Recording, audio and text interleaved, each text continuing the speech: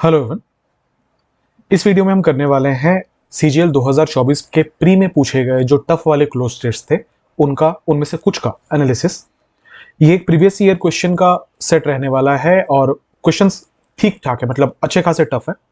अगर आपका ये लेवल नहीं है और आपने इन क्वेश्चंस में टोटल मिला के 25 क्वेश्चन है, जल्दी से मार्क कर लो अपनी कॉपी पे 25 क्वेश्चन। अगर ये 25 क्वेश्चन में से आप 20 प्लस नहीं लेकर आ रहे हैं तो ध्यान रखिएगा, आपको बहुत मेहनत की जरूरत है। अगर इन 25 क्वेश्चंस में आपका 23, 24 या 25 में से कुछ मार्क्स है तो भाई बहुत अच्छी तैयारी है आपकी। कीप वर्किंग, जो भी कर रहे हो करते रहो। बिना टाइम गवाए मैं शुरू करता हूं आज के सेशन को। जब भी मैं क्लोज टेस्ट पढ़ाता हूं, जो मेरे पुराने बच्चे उन्हें पता है, मैं सबको ये रिकमेंड करता हूं कि क्लोज टेस्ट को हमेशा 2 बार पढ़ो। पहली बार आप जब पढ़ो तो इसका टोन समझने के लिए पढ़ो, पूरे पैसेज की समरी समझने के लिए पढ़ो, ये देखो कंटेक्स्ट क्या है। जब आप दूसरी बार पढ़ोगे तो आप फिलअप करने के लिए पढ़ना, ठीक है। अब मैं आप सबसे एक्सपेक्ट करता हूं कि आप यहीं पे वीडियो को पॉज करोगे और पहले 2 बार इस पैसेज को पूरा पढ़ लोगे। मैं आपको ऑप्शन दिखा देता हूं ताकि आप मार्क कर लो। ये ऑप्शन नंबर 1 और 2 में ब्लैंक आने वाला ब्लैंक है, ये 3, 4 और 5 के ऑप्शन है, ठीक है। आई होप आपने ट्राई कर लिया है। मैं अब सोल्यूशन बता रहा हूं। पहले मैं एक बार पढ़ूंगा इत्मीनान से, सिर्फ समझने के लिए।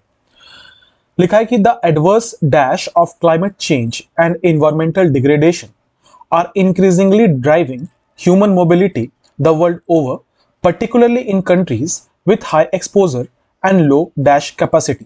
लिखा है कि जो एडवर्स का मतलब होता है विपरीत, ठीक है। ये नेगेटिव वर्ड है, जो खराब है, हार्मफुल है, उसे एडवर्स कहा जाता है। तो लिखा है कि the adverse dash of climate change की जो खराब डैश है ना, और जो इन्वायरमेंटल डिग्रेडेशन हो रहा है, इन्वायरमेंटल डिग्रेडेशन का मतलब हमारे पर्यावरण की जो स्थिति है वो जो खराब हो रही है, वो लगातार ड्राइव कर रही है ह्यूमन मोबिलिटी को। ह्यूमन मोबिलिटी का मतलब है कि एक जगह से लोग दूसरे जगह पे शिफ्ट हो रहे हैं, ठीक है। मान लेते हैं कि कोई इंडिया का कंटेक्स्ट ले लेते हैं कि मान लेते हैं बार बार लैंडस्लाइड हो रहा है हमारे हिमाचल प्रदेश में या दार्जिलिंग में या कोई भी ऐसी जगह जहां पे बहुत पहाड़ है। वहां पे अगर लगातार लैंडस्लाइड्स है वो होने लगेंगे, obviously due to climate change, तो वहां के लोग मजबूर हो जाएंगे एक वक्त पे कि वो प्लेन्स की तरफ आ जाएं, वो आकर पंजाब में रहने लगे या वो आकर और नीचे दिल्ली में रहने लगे।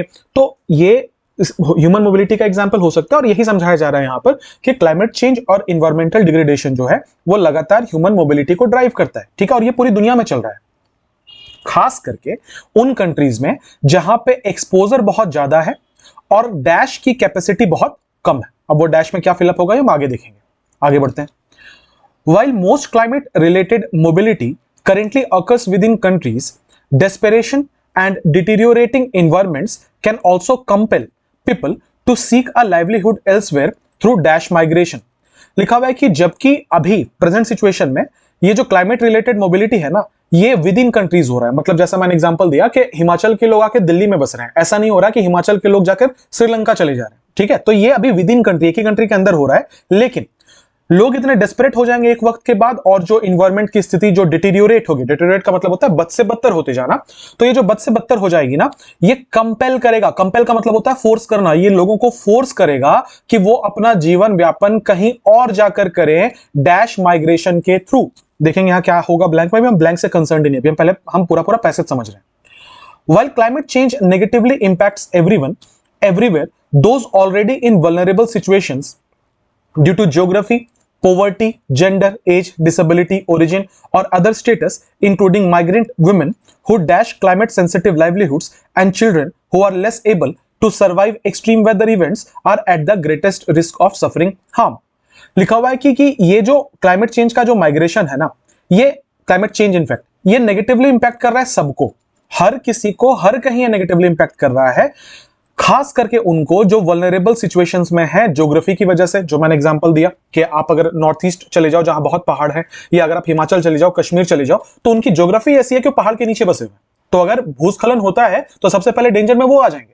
उसके अलावा गरीबी भी एक बहुत बड़ा फैक्टर है, जेंडर है, एज है, डिसेबिलिटी है, ओरिजिन है ना, और अदर स्टेटस है।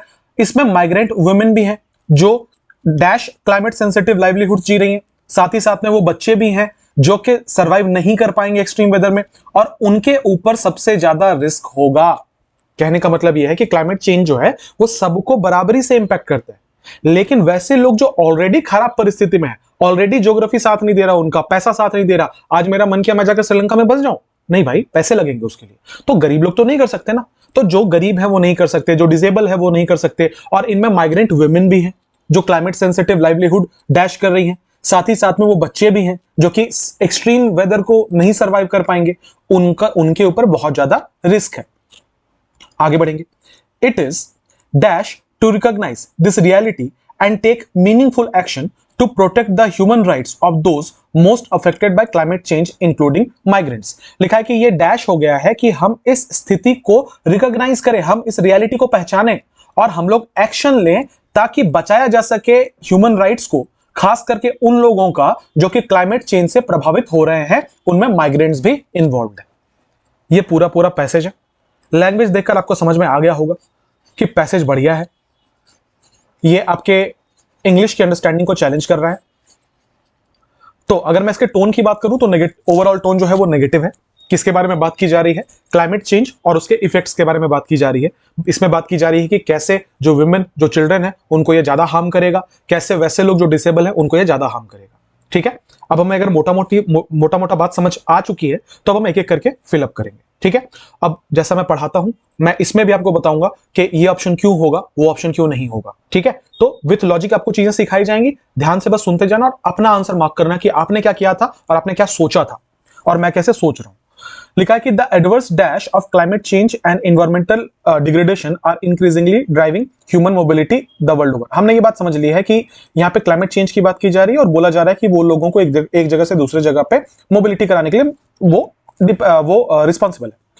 अब यहां पे क्या बनेंगे? लिखा है कि द एडवर्स, अगर मैं इस चीज को देखूं तो आप समझ पा रहे हो ये एक आर्टिकल है, एडवर्स एक एडजेक्टिव है, तो ये आर्टिकल किसी ना किसी नाउन के लिए आ रहा होगा। इसका मतलब यहां पे कोई ना कोई नाउन ही भरना है हमें, यही है ना। और सब्जेक्ट भी हमारे सेंटेंस का यही होगा। यहां जो आर लिखा हुआ था, ये आर का वर्ब सब्जेक्ट कौन था? यही तो था, क्योंकि ऑफ प्रीपोजिशन है, उसके बाद वाला ऑब्जेक्ट है पूरा का पूरा उस प्रीपोजिशन का।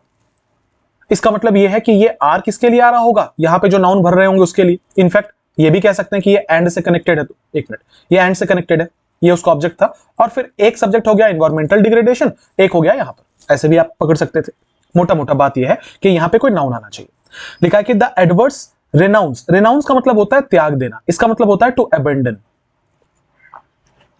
ये अपने फॉर्म से वर्ब है। क्या हम यहां वर्ब भर सकते हैं? नहीं, मैंने पहले बोला यहां पे कोई नाउन आएगा। आगे है प्रैक्टिस, इफेक्ट्स, अफेक्ट्स। आपको कई दफा मैंने अफेक्ट और इफेक्ट के बीच का अंतर समझाया है, लिखने की जगह को मैं छोटा छोटा लिख रहा हूं। अफेक्ट जो है ये एक वर्ब का फॉर्म होता है एसएससी के हिसाब से, हालांकि अफेक्ट एक नाउन भी हो सकता है, पर एसएससी इसको वर्ब कंसिडर करती है अपने हर एग्जांपल में, और इफेक्ट को एसएससी नाउन कंसिडर करती है अपने हर एग्जांपल में। ठीक है, मतलब ये है अफेक्ट का मतलब होता है प्रभाव डालना और इफेक्ट का मतलब होता है प्रभाव। अफेक्ट को एसएससी हमेशा वर्ब कंसिडर करती है और इफेक्ट को नाउन। इसका मतलब ये अफेक्ट जो है ये वर्ब है। क्या हमें वर्ब चाहिए? नहीं, हमें नाउन चाहिए। आगे बढ़े, चलो ये दोनों ऑप्शन नहीं हो सकता। अब हमारे पास दो ऑप्शन बचे हैं, या तो प्रैक्टिस या तो इफेक्ट्स। सोचो, the adverse practice of climate change, practice मतलब होता है प्रयास करना, कोशिश करना। क्या क्लाइमेट चेंज की प्रैक्टिस करेंगे हम? कंटेक्स्ट नहीं है, आंसर एक ही है, कौन सा? Effects. The adverse effects of climate change and environmental degradation are increasingly driving human mobility the world over. बिल्कुल सही सेंस बन रहा है। आगे बढ़ेंगे। पर्टिकुलरली इन कंट्रीज विथ, खास करके कैसे देशों में? वैसे देशों में जहां पे एक्सपोजर ज्यादा है एंड लो डैश कैपेसिटी, और लो डैश कैपेसिटी है, राइट? क्या लो कैपेसिटी है? लो अडॉप्टिव कैपेसिटी है, लो अडेप्टिव कैपेसिटी है, लो अफेक्टिव कैपेसिटी है, लो मिनिमम कैपेसिटी है। सबसे पहले ये तो एब्सोल्युटली इनकरेक्ट ऑप्शन है, मिनिमम तो आंसर हो ही नहीं सकता, है ना। आप कभी बोलोगे लो मिनिमम कैपेसिटी, लो और मिनिमम एक ही बात तो है, ये तो रिडंडेंट हो जाएगा, तो 4 नंबर तो आंसर नहीं हो सकता।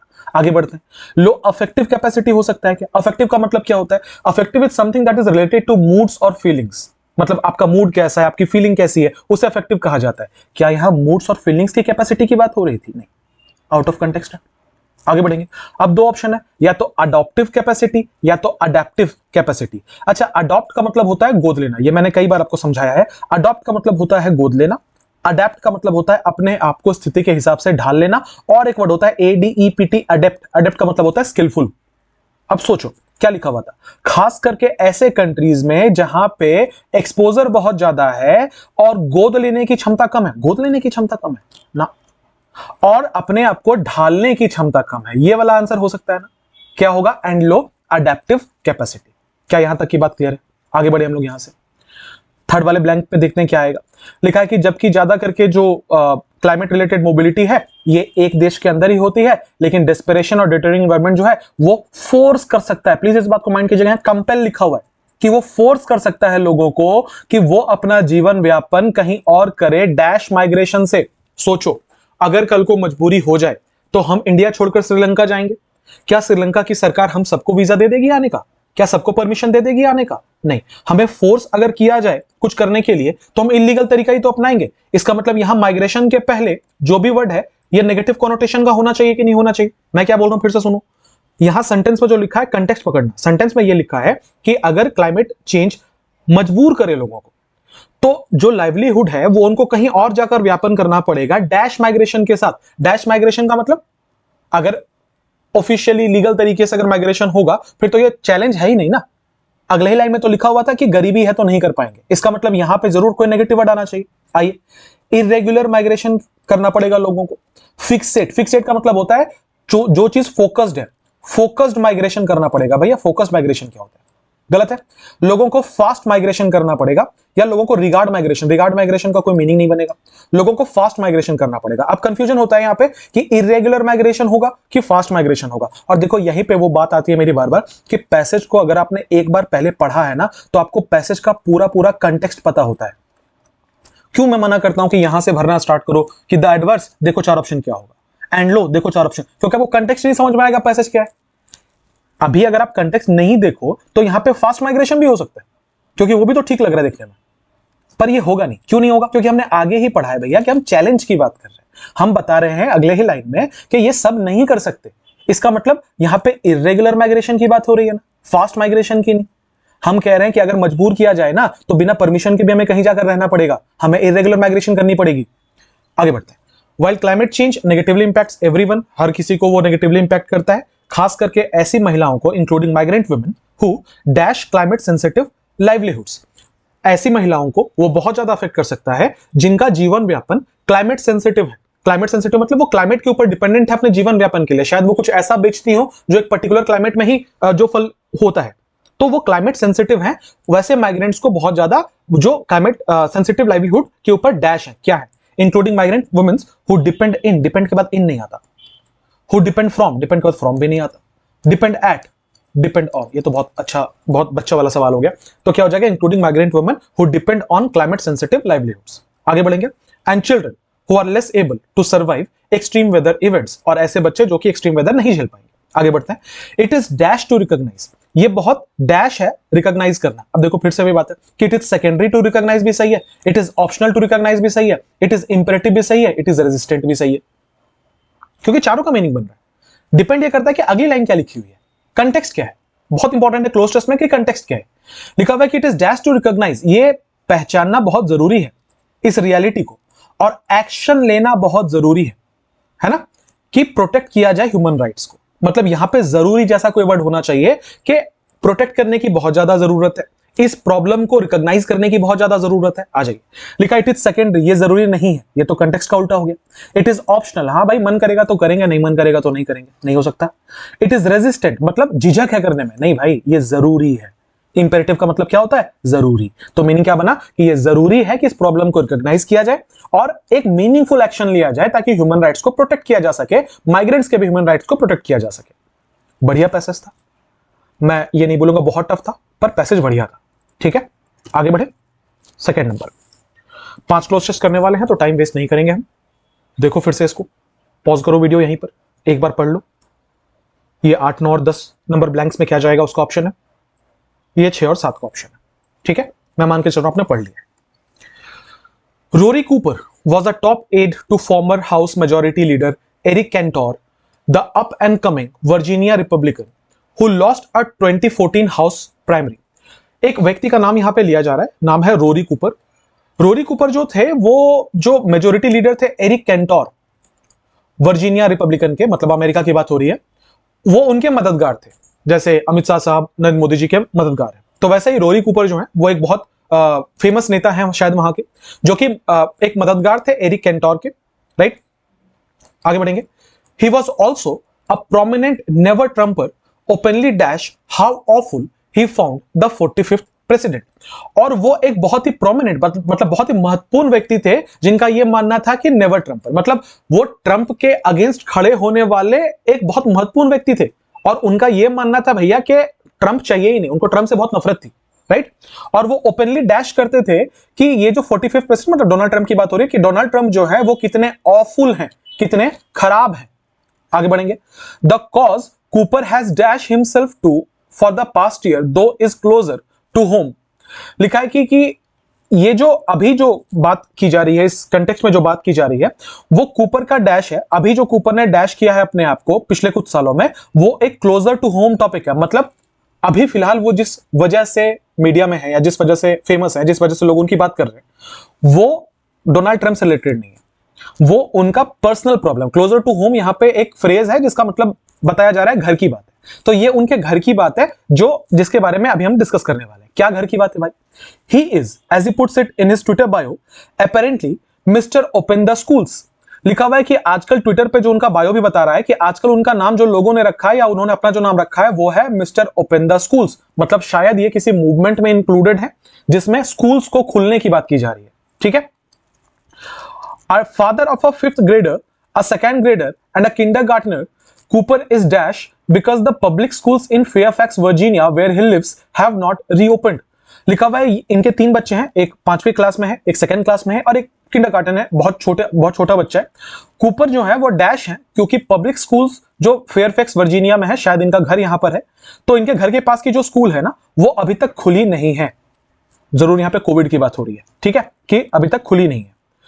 Fairfax in the Washington DC suburbs is one of the school districts that has moved dash towards in-person learning and it is still not closed.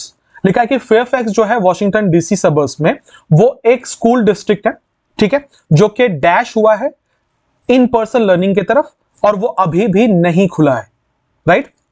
Only in the past few weeks have students started to return to classrooms and only about half of those eligible have opted to go back for and dash of 2 days a week. लिखा है कि ये पिछले कुछ दिनों में ही, कुछ हफ्तों में ये खुला है, ठीक है, और सारे बच्चे जो हैं वो धीरे धीरे करके आ रहे हैं, लेकिन जितने आने चाहिए थे ना उससे आधे आ रहे हैं और वो भी कितना, हफ्ते में 2 दिन आ रहे हैं, ठीक है। पैसेज तो काफी छोटा है पर प्रॉब्लम ये इसका लैंग्वेज काफी टफ है, कुछ अमेरिकन इंग्लिश टाइप का कुछ साउंड कर रहा है, तो मैं समझ सकता हूं कि जिन बच्चों को नेचुरली इंग्लिश समझ नहीं आती उनके लिए काफी मुश्किल है। अब यहाँ पे मैं वैसे बच्चों को भी एड्रेस करना चाहूंगा जिनका अक्सर वो वाला से रहता है कि सर इतना टफ थोड़ी पूछता है एसएससी। देख लो भाई, ये सीजीएल 2024 के प्री का सवाल है, मैं मेंस की भी बात नहीं कर रहा, ये प्री का सवाल है। आप लैंग्वेज देख रहे हो, जिनके सेट में आया होगा वो तो सरी पकड़ रहे होंगे कि इस क्वेश्चन को देखकर, क्योंकि इसमें जो लैंग्वेज है ना वो काफी बढ़िया लैंग्वेज है, काफी स्टैंडर्ड लैंग्वेज है समझने के लिए, ठीक है। और ऐसे ऐसे नाम दिए हुए हैं जो हम इंडियंस के लिए एलियन है, हमें क्या पता भैया कि वर्जीनिया रिपब्लिकन क्या है, हमें नहीं पता ना। आइए अभी अगर मैं बात करूं टोन की, तो अगेन ये एक कंप्लेंट वाला टोन है, मतलब नेगेटिव टोन में जा रहा है। यहाँ पे एक रोरी कूपर नाम के व्यक्ति हैं जिनकी बात की जा रही है, वो अपना अनुभव बता रहे हैं कि कैसे उनके घर के पास का स्कूल नहीं खुला है, ठीक है, और स्कूल खुला भी है तो सारे बच्चे नहीं जा रहे, उसके बारे में ये बात है। आइए एक एक करके फिलअप करेंगे। लिखा है कि Rory Cooper was a top aide to former House majority leader Eric Cantor, the up and coming Virginia Republican who lost a 2014 House primary. He was also a prominent never Trumper, जैसा मैंने बताया कि वो एक बहुत महत्वपूर्ण व्यक्ति थे जिनका यह मानना था कि ट्रंप कभी आएंगे नहीं, मतलब उनका था ये था कि ट्रंप को आने ही नहीं देंगे, ठीक है। So he was also a prominent never Trumper, openly dash how awful he found the 45th president, ठीक है। जो ओपनली डैश करते हैं कि वो कैसे कितना खराब उन्हें लगते हैं 45th प्रेसिडेंट, तो वो क्या करेंगे, openly frisking, openly detailing, openly skipping, openly ignoring. हमने इस लाइन से क्या समझा कि उन्हें ट्रंप से नफरत है और वो ये बहुत क्लियरली डैश करते हैं कि कितना घटिया आदमी है वो। जैसे हम लोग देखते हैं ना कि जो अपोजिशन पार्टी है वो हमेशा हमारे प्राइम मिनिस्टर के बारे में बोलते हैं, जो रूलिंग पार्टी है वो हमेशा अपोजिशन के बारे में बोलते हैं, तो खुल के वो बोलते हैं कि कितना खराब नेता है। तो यहां पे वही बात की गई है कि खुल के बोलने की बात की गई है। तो लिखा he was also prominent never Trumper openly ignoring how awful.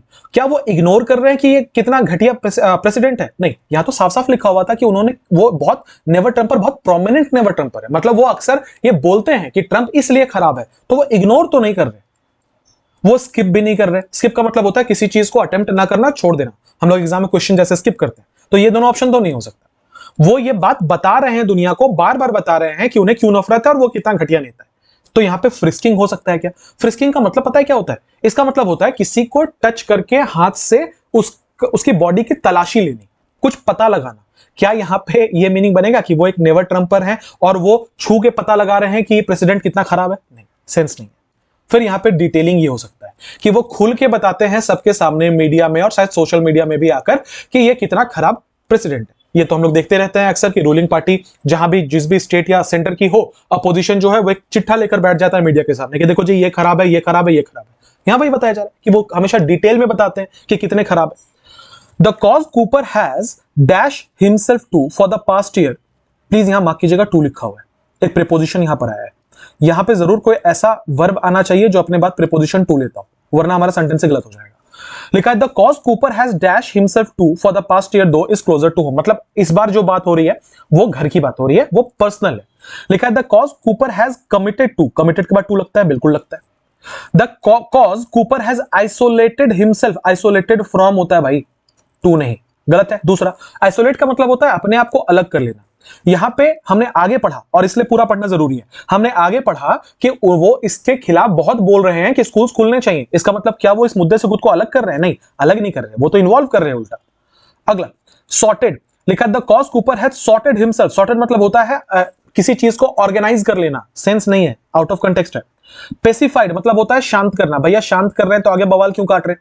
यहां तो साफ साफ लिखा हुआ है कि बार बार कह रहे हैं कि स्कूल खुलने चाहिए, उनका नाम ही रख दिया गया है मिस्टर ओपन द स्कूल्स, तो वो तो इसके खिलाफ धरना प्रदर्शन कर रहे हैं, तो पेसिफाइड तो गलत वर्ड हो जाएगा। आंसर कौन सा? कमिटेड। कमिटेड के बाद टू आता है, यहां मैंने बोला था ऐसा वर्ब आएगा जिसके बाद टू आता है, आ रहा है। आगे बढ़े। हाँ, this is called street smartness. ये आप बहुत प्रैक्टिस करोगे तो एग्जाम में आपका दिमाग ऐसे काम करने लगेगा।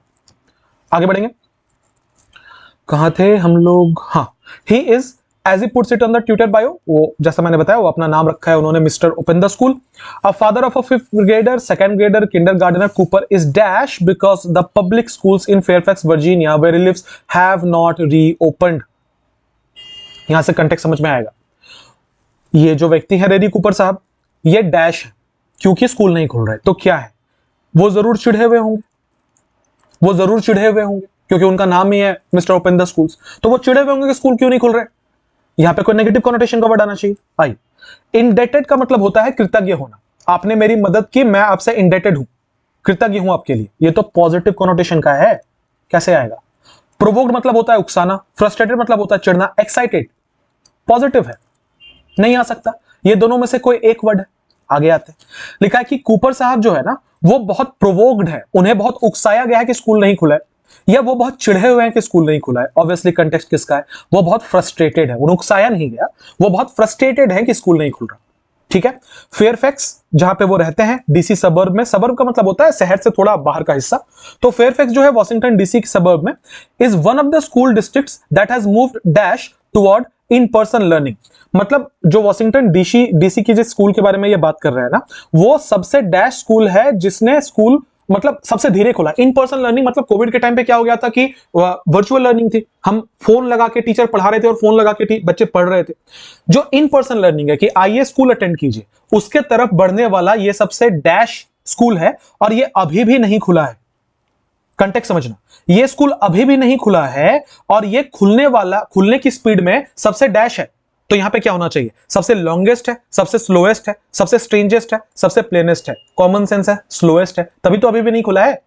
वहां पे क्या बात की गई थी कि इन पर्सन लर्निंग की तरफ बढ़ने वाला ये सबसे डैश स्कूल है, सबसे लंबा स्कूल है। हम लंबाई चौड़ाई की बात कर रहे हैं, नहीं, सबसे अजीब स्कूल है जो आज तक खुला नहीं है। कोई कंटेक्स्ट नहीं इस बात का। प्लेनेस्ट कुछ नहीं होगा, आंसर है स्लोएस्ट। इसी की तो चिढ़ है ना कि ये अभी तक खुला ही नहीं है, सबसे स्लोएस्ट खुल रहा है ये school. Only in the past few weeks have students started to return to classrooms and only half of those eligible have opted to go back. ठीक है। For N, ध्यान दीजिएगा यहाँ पे N लिखा हुआ है, इसका मतलब आगे जो भी होगा वो एक वावेल के साउंड से स्टार्ट होना चाहिए। मजेदार बात, चारों के चारों वावेल साउंड से स्टार्ट है ना। खैर आगे बढ़ेंगे। लिखा है कि एक तो सारे बच्चे वापस आए नहीं है, उनमें से आधे बच्चे आए हैं, और जो आधे बच्चे आए हैं वो हफ्ते में 2 दिन के डैश पे आ रहे हैं, 2 दिन के अंडरस्टैंडिंग पे आ रहे हैं, 2 दिन के आइडियल पे आ रहे हैं, 2 दिन के अमाउंट पे आ रहे हैं, 2 दिन के एवरेज पर आ रहे हैं। हम क्या कहते हैं? हफ्ते में एवरेज 2 दिन आ रहा है ये बच्चा। एवरेज का मतलब ऐसा है कि लगातार 4 दिन आ गया और फिर 20 दिन गायब हो गया, तो एवरेज निकाल लेते हैं। तो एवरेज वो बच्चे जो है वो हफ्ते में 2 दिन आ रहे हैं, अंडरस्टैंडिंग 2 दिन आ रहे हैं, कोई सेंस नहीं होगा। आइडियल 2 दिन आ रहे हैं, कोई सेंस नहीं होगा। अमाउंट ऑफ 2 डेज गलत है, हम क्या बोलना चाहते हैं, एवरेज ऑफ 2 डेज। वो एवरेज 2 दिन आ रहे हैं अपने स्कूल से। क्या ये चीज क्लियर है? आगे बढ़ेंगे। देखो मैंने पहले बोला था कि पैसेज जो टफेस्ट वाले थे, मुझे नहीं पता कि कितने ऐसे बच्चे होंगे जो इसको बहुत अच्छे तरीके से सॉल्व कर पाएंगे, पर जो मुझे पता है वो ये है कि जो बच्चा इसे सॉल्व कर लेगा अच्छे तरीके से, उसका कॉन्फिडेंस बहुत बढ़ जाएगा। ठीक है, हो सकता है आप में से कई सारे ऐसे बच्चे हों जिनकी तैयारी बहुत अच्छी हो और उनको ये पैसेज बिल्कुल ऐसा लगे कि सर उतना मुश्किल नहीं था। कॉन्ग्रेचुलेशन, आपकी तैयारी बहुत अच्छी है। जिन बच्चों से नहीं हो रहा, डिसहर्टन मत हो जाना, अभी भी एग्जाम में वक्त है, 1 महीना एटलीस्ट है। और ये तो सारे टीचर्स कहते हैं, जो भी प्लेटफॉर्म से पढ़ लो कि रीडिंग करिए, ये सब चीजें रीडिंग से क्लियर होंगी। आप जितना ज्यादा रीडिंग करोगे उतना ज्यादा आपको क्लोज टेस्ट वगैरह आसान लगेगा। जो बच्चे घुट्टी पीना चाहते हैं कि क्लोज टेस्ट ऐसे जादू से चुटकियों में ठीक हो जाए, तो भैया आपको भी, आपके लिए भी बहुत सारे ऐसे टीचर्स बैठे हैं प्लेटफॉर्म्स पे जो आपको घुट्टी पिलाने के लिए बहुत तैयार है कि आइए हम आपको 15 मिनट में क्लोज टेस्ट सिखा देंगे, 10 मिनट में क्लोज टेस्ट सिखा देंगे, आप वहां से जाके सीख सकते हैं। ठीक है, फिर वापस आके मेरे वीडियो पे गालियां दे देना, उसके लिए आप आजाद हो, क्योंकि ये ह्यूमन टेंडेंसी है कि जो चीज समझ नहीं आती वो चीज खराब लगती है। ठीक है, आपको समझ नहीं आती इतनी मुश्किल चीज तो आपको खराब लगेगी, आप गालियां दे सकते हो, मुझे कोई परेशानी नहीं है। आई, मैं उम्मीद करता हूं आपने इसे पढ़ लिया। यहाँ पे 11, 12 और 13 ब्लैंक है, आगे 14 और 15 आपके लिए मैं पॉज किए देता हूं।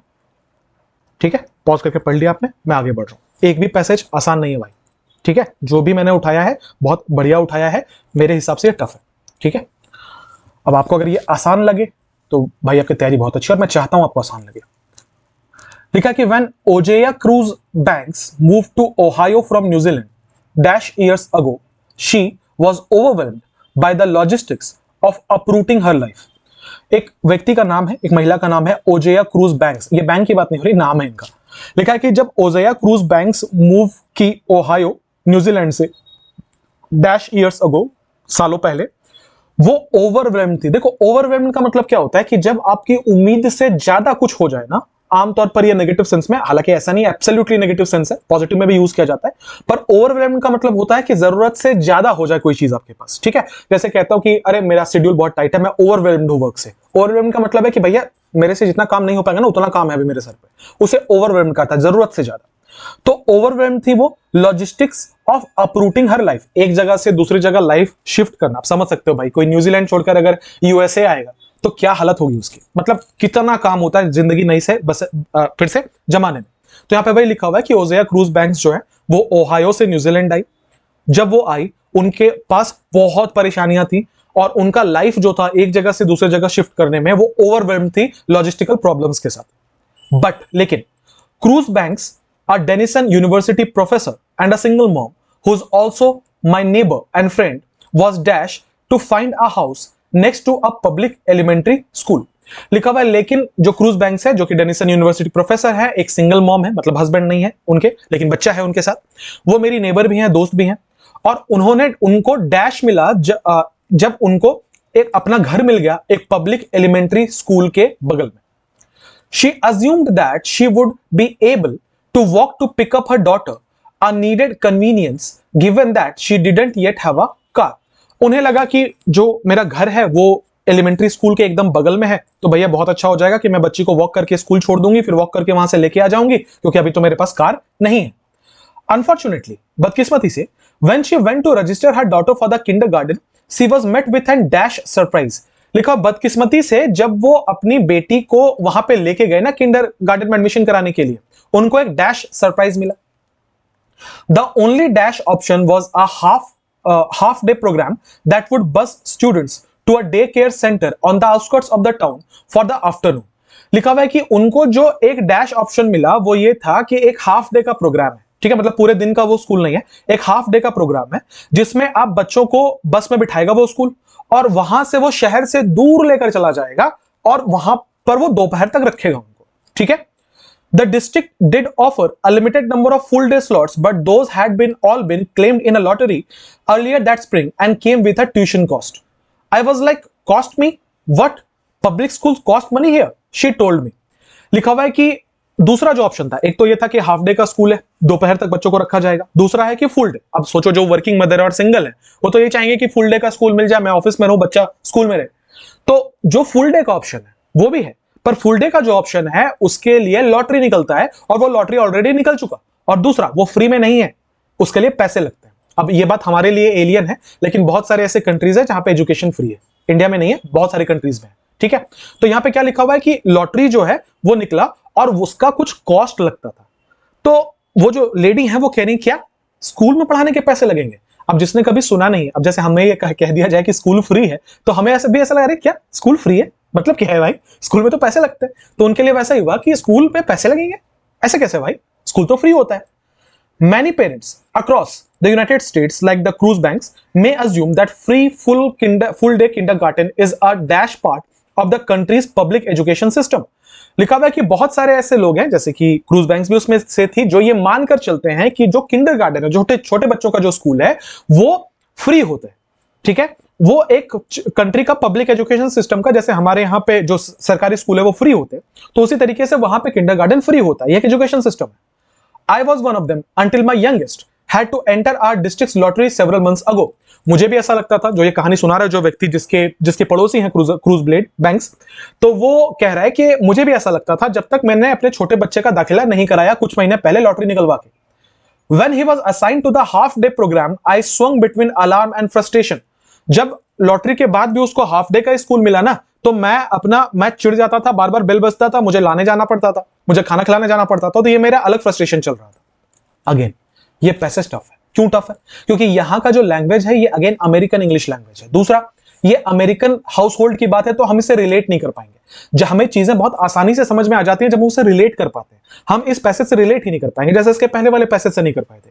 ये अमेरिकन हाउस होल्ड की बात है, हम कहां से रिलेट करेंगे इसमें से, इसलिए टफ है। आइए अब हम फिलअप करेंगे, एक एक करके देखते हैं। लिखा कि when Ozeya Cruz banks move to Ohio from New Zealand dash years ago, कितने साल पहले, सेवरल ईयर्स अगो, कुछ साल पहले, इनॉर्मस ईयर्स अगो, इनॉर्मस मतलब होता है ह्यूज, मतलब क्या 150-500 साल पहले, कोई कंटेक्स्ट नहीं है भैया, इंसान की बात हो रही है, कितने साल इंसान जिएगा, और अभी अभी तो शिफ्ट हुआ है। यहां तो हमें यही पढ़ के पता चल रहा है ना कि अभी अभी शिफ्ट हुई ऑलरेडी। अगेन देखो क्यों पूरा पैसेज पहले पढ़ना जरूरी है, हमें अब कंटेक्स्ट पता है कि यहाँ पे एक लेडी की बात हो रही है जो हाल फिलहाल में शिफ्ट हुई है, स्कूल तक नहीं मिला उन्हें, अभी उन्हें यह तक नहीं पता कि वहां पढ़ाने के पैसे लगते हैं, तो हाल फिलहाल में शिफ्ट हुई होगी। लिखा है कि when Ohio cruise banks move to Ohio from New Zealand, particular years, particular मतलब होता है खास, पर्टिकुलर ईयर्स को मतलब कितने साल की बात है, यहां तो हमें कोई ऐसा नंबर चाहिए जो ईयर्स को जस्टिफाई करे ना। पर्टिकुलर ईयर्स क्या होता है, इमेंस ईयर्स अगो, फिर से वही इनॉर्मस वाली बात है, बहुत साल पहले नहीं, सेवरल ईयर्स अगो, कुछ साल पहले। She was overwhelmed bye logistics, ये मैंने बता दिया। समझना क्या लिखा हुआ था कि वो ना थोड़े साल पहले यहां शिफ्ट हुई और उनकी बड़ी सरदर्दी थी क्योंकि उनको अपना पूरा जीवन इधर शिफ्ट करना था। बट बहुत इंपॉर्टेंट बात है, बट का मतलब क्या होता है दोस्त? बट का मतलब होता है कि आपने इन दोनों सेंटेंसेस को जिससे आपने बट कंजंक्शन को कनेक्ट किया है, ये दोनों कॉन्ट्रास्टिंग बातें होनी चाहिए। विच मीन्स इसके पहले वाला जो लाइन है वो तो नेगेटिव कॉनोटेशन का है, कहा जा रहा है कि उनके पास बहुत काम है, बहुत परेशान है, उनको घर शिफ्ट करना है। लेकिन क्रूज बैंक्स जो है, प्रोफेसर सिंगल मॉम है, मेरी नेबर है, वाज डैश, यहां कोई पॉजिटिव वर्ड आना चाहिए ना, कि उनको घर के बगल में एक एलिमेंट्री स्कूल मिल गया। सोचो आप कहीं जाकर शिफ्ट करते हो, आप बहुत परेशान होते हो, बहुत लॉजिस्टिकल इश्यूज है, लेकिन आपके घर के बगल में आपको आपके बच्चे का स्कूल मिल गया, तो एक साई ऑफ रिलीफ तो लोगे आप। आपको ऐसा तो लगेगा कि हाँ भैया चलो एक चीज तो ठीक हुआ मेरी जिंदगी में। इसका मतलब क्या है, यहां पे जो बट है इसने आपको इंडिकेट किया कि इसके पहले वाला पार्ट अगर नेगेटिव है तो इसके आगे वाला पार्ट पॉजिटिव होना चाहिए ना। ये वाली बात मैंने क्लोज टेस्ट में अनगिनत बार पढ़ाई है। जब भी मैं क्लोज टेस्ट पढ़ाता हूं, मैं बट में, एंड में, हाउएवर में, ये सब में डिफरेंस बताता चलता हूं आपको, ठीक है। तो ये बट जो है इसमें हमें क्या करना है, इसमें हमें यहां पे कोई पॉजिटिव वर्ड फिलअप करना है। आ जाइए, हमने आगे पढ़ा है कि उसका जो स्कूल था उसको घर के बगल में मिल गया था, right. Was dash to find a house next to public, was dispassionate, dispassionate का मतलब होता है उसको मजा नहीं आया, पैशन कम हो गया है। भाई पैशन कम हो गया, ये तो नेगेटिव हो जाएगा, हमें तो पॉजिटिव भरना है। वॉज डिस्ट्रॉट, वो बिल्कुल टूट गई, डिस्ट्रॉट का मतलब होता है एक्सट्रीमली सैड, वो बहुत बहुत बुरा मान गई, वो बहुत टूट गई कि अरे कैसे मेरे घर के बगल में बच्चे का स्कूल मिल गया गलत है ना। वॉज रिलीव्ड, पॉजिटिव वर्ड है, हो सकता है। वॉज वरीड, वो चिंतित थी कि यार घर के बगल में क्यों मिल गया, भाई थोड़ा वॉक करके जाते हैं 5-6 किलोमीटर, मगरमच्छ की सवारी कर लेते। गलत है, आंसर कौन सा होगा, रिलीव्ड होना चाहिए ना, कि वो रिलीव्ड थी। ये बट ने आपको इंडिकेट किया है, इसी स्ट्रीट स्मार्टनेस की मैं बात करता हूं। आगे बढ़ेंगे। She assumed that she would be able to walk, उसने ऐसा माना कि जाकर लाना है सिर्फ, ठीक है। अब आगे बढ़ते हैं। अनफॉर्चुनेटली, अगेन ये वर्ड को मार्क कीजिएगा।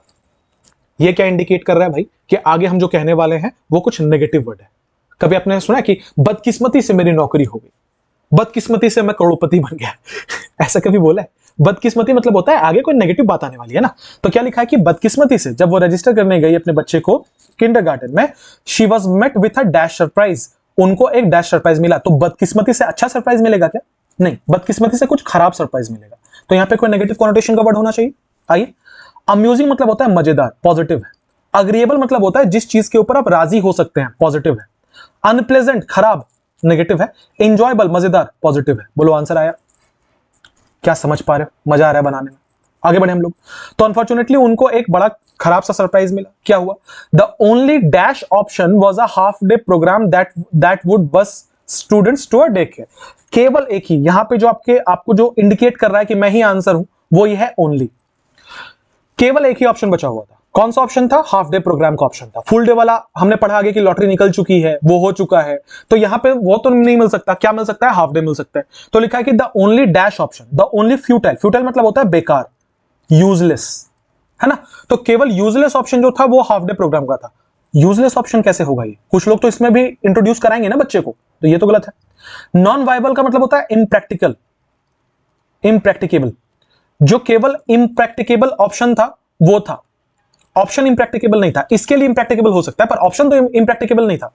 द ओनली अवेलेबल ऑप्शन, हमने आगे वाले सेंटेंस से कनेक्ट करो तो उसको एक अनप्लेजेंट सरप्राइज मिला। क्या सरप्राइज मिला? केवल एक ही ऑप्शन वहां अवेलेबल था। कौन सा ऑप्शन था? हाफ डे प्रोग्राम का। ये आंसर लग रहा है। द ओनली इनएक्सेसिबल, जहां तक नहीं पहुंचा जा सके, आउट ऑफ कंटेक्स्ट है। आंसर कौन सा होगा? The only available option was a half day programme. एक ही ऑप्शन अवेलेबल था भाई साहब, कौन सा? हाफ डे प्रोग्राम का। आगे बढ़े। Many parents across the United States, like cruise banks, may assume that free full kindergarten is a dash part of country's public education system. बहुत सारे ऐसे पेरेंट्स हैं यूनाइटेड स्टेट्स के आसपास में, क्रूज बैंक्स के जैसे, जो ये मानकर चलते हैं कि एक फुल फ्लेजेड फ्री किंडरगार्टन जो है वो डैश पार्ट है कंट्री के पब्लिक एजुकेशन सिस्टम का। वो एक इनएसेंशियल पार्ट है। इनएसेंशियल नहीं, क्या कंटेक्स्ट था याद करो कि वो चाह रही थी कि उसको पैसे ना देने पड़े, क्योंकि वो ये मान के चल रही थी कि ये तो सरकार का काम है। तो ये इनएसेंशियल तो नहीं, इनएसेंशियल मतलब होता है बेकार, कि ये बेकार काम है सरकार का, पब्लिक एजुकेशन सिस्टम का। गलत है। ये एक सीजलेस, सीजलेस का मतलब होता है लगातार, बिना रुके। ये एक बिना रुके काम है सरकार का। नहीं, बिना रुके का तो सेंस नहीं है। ये एक जरूरी काम है कंट्री के पब्लिक एजुकेशन सिस्टम का। वो यही मान के चल रही थी कि जिम्मेदारी मेरी थोड़ी है, ये तो सरकार के लिए जरूरी करना है ना। रिक्वायर्ड का आंसर है। डिसअप्रूव्ड का मतलब होता है जिसके लिए आपने हामी नहीं भरी है। तो ये एक पब्लिक एजुकेशन सिस्टम का डिसअप्रूव्ड पार्ट है। तो ये बात अगर वो मान लेती तो फिर वो एक्सपेक्ट करती ना कि पैसे उसको देने पड़ेंगे। हमने क्या पढ़ा था कि वो ये मान के चल रही थी कि इसका पैसा सरकार देगी, मैं क्यों दूंगा, मैं क्यों दूंगी। इसका मतलब ये डिसअप्रूव्ड पार्ट नहीं, अप्रूव्ड पार्ट था। ये तो उल्टा है। आंसर कौन सा होगा? रिक्वायर्ड होगा। बोलो समझ पाई क्या? हम अभी तक 15 क्वेश्चन पे बढ़ चुके हैं। अगर आपको ये फील हो रहा है कि मैं कुछ वैल्यू ऐड कर पा रहा हूं, अगर आपको मेरे से पढ़कर मजा आ रहा है, अगर आप चैनल में पहली बार आए हो, आपका किसी दोस्त भाई बंधु ने आपको ये लिंक भेजा है इस वीडियो का, तो प्लीज आप चैनल को थोड़ा सपोर्ट कीजिएगा। क्या करना है भाई? सब्सक्राइब की स्पेलिंग भी गलत लिख रहा हूं, कहां से सब्सक्राइबर्स बढ़ेंगे बताओ क्या क्या करना है? सब्सक्राइब कर लो, ठीक है। अगर आप नए हो तो भैया सब्सक्राइब कर लेना, अगर पुराने हो तो इसे शेयर कर देना, ठीक है। अभी मेरी कहानी वो वाली हो रखी है कि बड़े बड़े एजुकेटर्स का फोन आता है, मेल आता है कि सर आप बहुत अच्छा पढ़ाते हैं, ठीक है। और साथ ही साथ में ये भी होता है कि सब्सक्राइबर्स नहीं बढ़ रहे सर आपके। तो मुझे समझ नहीं आ रहा एग्जैक्टली कि मैं दोनों में से किसे कॉम्प्लीमेंट लूं और किसे इंसल्ट लूं कि सर आप पढ़ाते तो बहुत अच्छा हो पर आपके सब्सक्राइबर नहीं बढ़ते। सर नहीं पता क्यों नहीं बढ़ते, आपको पता होगा क्यों नहीं बढ़ते। मुझे लगता है कि कंट्रोवर्शियल स्टेटमेंट पर मुझे भी रील्स बनाने पड़ेंगे anyways, coming back to the topic. अगर आपको लगता है कि मैं कुछ वैल्यू ऐड कर रहा हूं तो चैनल को सब्सक्राइब करते जाना, इस वीडियो को एक लाइक जरूर कर देना।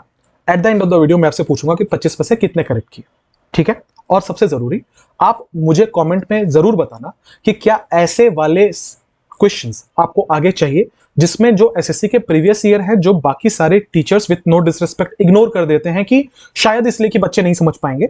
मेरी कोशिश रहती है कि मैं टफ वाले ही लेकर आऊं, ठीक है। तो अगर आपको ऐसे सीरीज आगे चाहिए कि आपको ऐसा लगता है कि सर और वीडियो आने चाहिए जिसमें आप क्लोज टेस्ट एकदम टफ वाला बता दो, या पीक्यूआरएस एकदम टफ वाला बता दो, या एरर्स एकदम टफ वाला बता दो, तो कमेंट में बता देना। आपके कमेंट से हम रिव्यू उठाते हैं और फिर हम उस हिसाब से वीडियो बनाते हैं, ठीक है। तो कमेंट में जरूर बताना आगे कैसे इस क्लास को नेविगेट करना है। बढ़ेंगे हम क्वेश्चन क्लोज टेस्ट नंबर 4 पर। छोटा सा क्लोज टेस्ट है पर बढ़िया लैंग्वेज है। आइए, आपने पॉज करके ट्राई कर लिया, मैं मान के चल रहा हूं।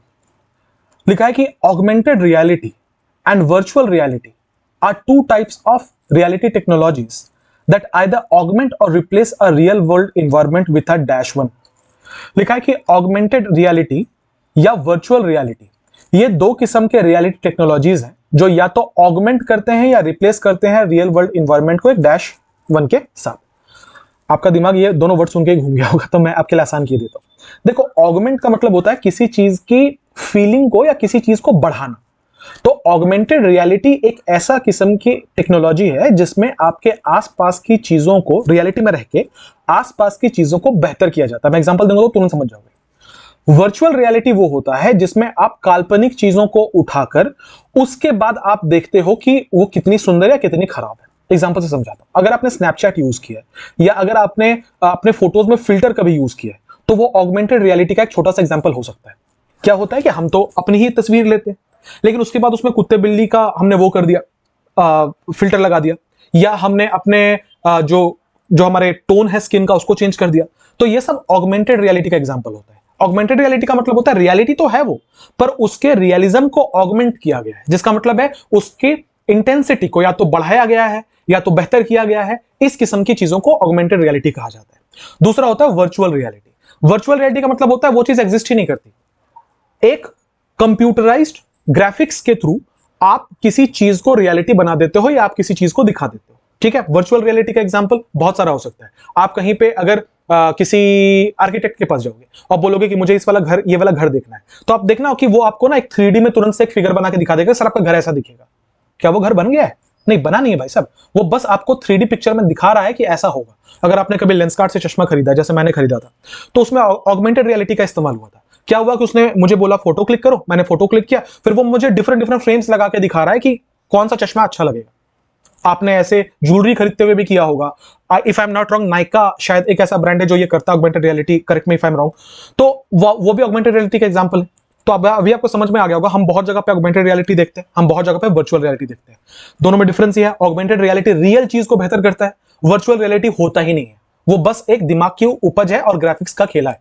ठीक है, आ जाइए। तो यहाँ पे क्या लिखा हुआ था कि ऑगमेंटेड रियलिटी और वर्चुअल रियलिटी दो किस्म के रियलिटी टेक्नोलॉजीज हैं जो या तो ऑगमेंट करते हैं रियल वर्ल्ड को या तो रिप्लेस करते हैं रियल वर्ल्ड को एक डैश के साथ। In augmented reality a virtual environment coexists dash the actual world to be instructive and offer more data about the real world that a user can access without having to search। यहां पे जो application उठाया गया है वो कौन सा वाला है वो मैं आगे बताता हूं। लिखा है कि ऑगमेंटेड रियलिटी वो चीज होती है जहां पे वर्चुअल एनवायरनमेंट को एग्जिस्ट करता है डैश एक्चुअल वर्ल्ड के साथ। जो भी मैंने आपको एक्सप्लेन किया, मैंने अपना फोटो खींचा, उसमें फिल्टर लगाया, लेकिन मैं उसमें हूं, तो ये ऑगमेंटेड रियलिटी है। अगर हमने एक लेट्स से चैट जीपीटी को बोल के एक मॉडल की एक 3D फोटो बनवा ली जो मॉडल का चेहरा किसी से नहीं मिलता, तो वो वर्चुअल रियलिटी, वो है ही नहीं दुनिया में। पर ऑगमेंटेड रियलिटी वो है जिसमें दोनों चीजें एक साथ होती हैं, वर्चुअल भी होता है वो और रियल वर्ल्ड से भी उसका कनेक्शन है। इंसान वही है, फिल्टर अलग है। ठीक है, और उसका यहां क्या एप्लीकेशन बताया गया है कि वो जो है वो कोएग्जिस्ट करता है एक्चुअल वर्ल्ड के साथ, और ये इंस्ट्रक्टिव है और ज्यादा डेटा ऑफर करता है रियल वर्ल्ड के बारे में जो किसी भी व्यक्ति को मिल जाए बिना सर्च किए। ये आपने बहुत सारा स्पाई मूवीज में देखा होगा। आपने देखा होगा टॉम क्रूज अपने मिशन इंपॉसिबल में एक ऐसा चश्मा पहनता है कि वो किसी भी व्यक्ति को देखे तो उसका पूरा डेटा उसके सामने आ जाता है। ये व्यक्ति कौन है, कहां से आया है, क्या क्रिमिनल हिस्ट्री है इसकी कौन से इंडिकेट में काम करता है। ये ऑगमेंटेड रियलिटी का एक एप्लीकेशन है। ठीक है, यहां पे वो एप्लीकेशन को पकड़ा गया है और क्या बोला गया है कि ये और डेटा आपको प्रोवाइड करता है रियल वर्ल्ड में इस तरीके से कि यूजर को सर्च भी नहीं करना पड़ेगा, आप सिर्फ उसको देख लो और वो सारा इंफॉर्मेशन दे देगा। When a handset is pointed at a piece of malfunctioning dash, for example, industrial AR मतलब augmented reality apps might provide rapid troubleshooting information। ऐसा हो सकता है कि जब कोई हैंडसेट, मान लेते हैं एक AR का हैंडसेट है कोई, उस हैंडसेट को आप जब एक मैल फंक्शनिंग डैश की तरफ दिखाओगे एग्जांपल के तौर पर, तो वो AR एप्स जो है ना वो आपको ट्रबल शूटिंग इंफॉर्मेशन तुरंत दे देगा। मान लेते हैं कि जैसे कि कोई एक चीज है जो खराब है, आपने उसकी तरफ AR दिखाया ना, तो जैसा भी मैंने बोला कि चश्मा वाला एग्जांपल, वो तुरंत आपको बता देगा कि ये डिजाइन है, ये वर्जन है, इसको ठीक करना तो ये काम करना पड़ेगा। ये भी एक एग्जांपल है AR का। Virtual reality is a dash environmental simulation that completely replaces the user surrounding with a totally virtual world। ठीक है, अब जो जो आपके वर्चुअल रियलिटी, ये डिफरेंट चीज है। वर्चुअल रियलिटी क्या है? वर्चुअल रियलिटी एक डैश है जो कि इन्वायरमेंटल सिमुलेशन देता है, जो कंप्लीटली रिप्लेस कर सकता है किसी भी यूजर को अपने वर्चुअल वर्ल्ड में लेके जा सकता है। अब ये क्या सिमुलेशन क्या होता है ये भी समझ लेते हैं। तो देखो, वर्चुअल रियलिटी एक ऐसी चीज होती है ना जिसमें आप अपने इन्वायरमेंट को अपने हिसाब से बदल सकते हो। सिमुलेशन अगर मैं आपको एग्जैक्ट टर्म में बताऊं तो इसका मतलब होता है to create certain conditions according to the need. जरूरत के हिसाब से जब आप कोई चीज क्रिएट कर लेते हो उसको सिमुलेशन कहा जाता है। मैं हमेशा बोलता हूं कि जब भी कोई नया वर्ड समझो या नया वर्ड सुनो तो उसका एप्लीकेशन समझ लो, वर्ड याद रह जाएगा। हम कहां सुना था, याद करो कहां सुना था। मैं कहां सुनता हूं ये वर्ड? अब फिर से मैं लिख रहा हूं तो लोग बोलेंगे सर आप क्रिकेट का एग्जांपल नहीं छोड़ते। नहीं छोड़ सकता भाई, क्रिकेट जिंदगी है मेरी।